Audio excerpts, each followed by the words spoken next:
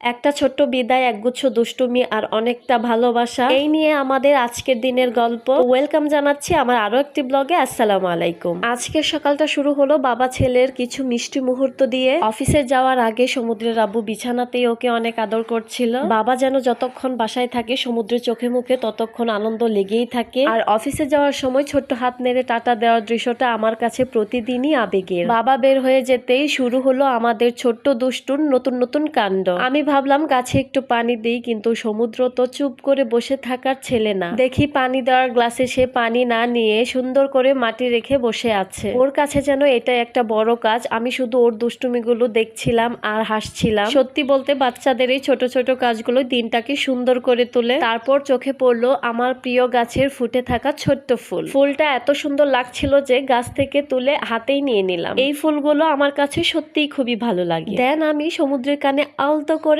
গুজে দিলাম। একদম ছোট্ট মেয়ের মতো লাগছিল ওকে, যদিও বা আমার ছেলে। এত মিষ্টি লাগছিল যে বারবার ওর দিকেই তাকিয়ে থাকতে ইচ্ছে করছিল। এরপর চলে গেলাম দুপুরের রান্নাঘরে। আজ রান্না করলাম মুরগির মাংস। সমুদ্রের জন্য কয়েক টুকরো আলু দিয়ে দিলাম, সঙ্গে ছিল মুসুর ডাল আর গরম গরম ভাত। এই ছিল আমার আজকের দিনলিপি। বাবা ছেলের ভালোবাসা, সমুদ্রের দুষ্টুমি, ফুলের ছোট্ট সাজ আর দুপুরের রান্না নিয়ে কাটানো এক সুন্দর দিন। তো আজকে এই পর্যন্তই। দেখা হবে পরবর্তী নতুন কোনো ভিডিও নিয়ে। আল্লাহ হাফেজ।